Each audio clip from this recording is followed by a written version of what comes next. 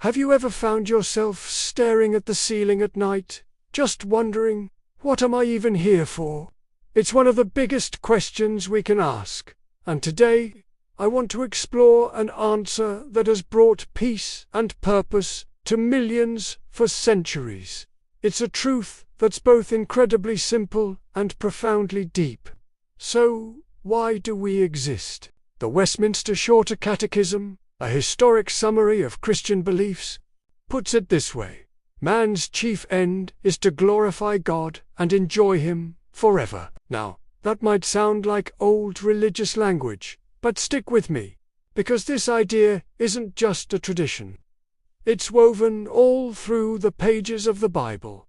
First, we were created for God's glory. Isaiah chapter 43, verse 7, says it so clearly. God speaking says, He created us for my glory. Think about that. You are not a cosmic accident or a random blip in the universe. Your existence has a divine purpose. Revelation chapter 4 echoes this, declaring that all things were created by God's will and for His pleasure. Our very being is meant to point back to the one who made us. Second, we were created for a relationship. If you go all the way back to the beginning, in Genesis, you see God walking with Adam and Eve in the garden. The original design was one of intimate, face-to-face fellowship. The Bible tells us that God is love, and because He is love, He desired to create beings who could freely love Him back.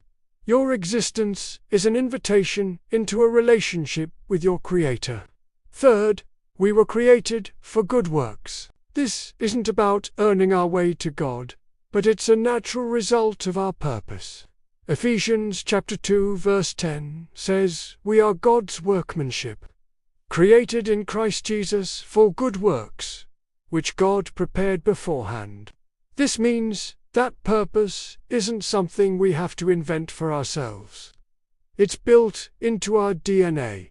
We were made to contribute, to build, to serve, and to make a positive impact. And finally, we were created to reflect His image.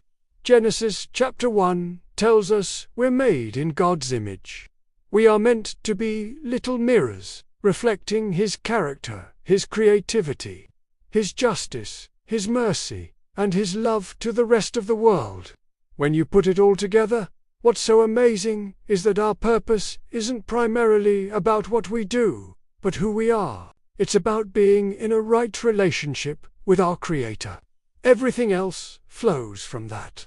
Jesus Himself summed it all up perfectly when He said the most important thing is to love God with everything you have, and to love your neighbor as yourself. Glorifying God isn't about some grand, abstract performance. It's about enjoying Him, walking with Him, loving Him, and letting that love spill over into how we treat others. That's where true purpose and lasting joy are found. Thanks so much for watching. If this resonated with you, hit that like button and consider subscribing for more content that dives deep into life's biggest questions. See you in the next one.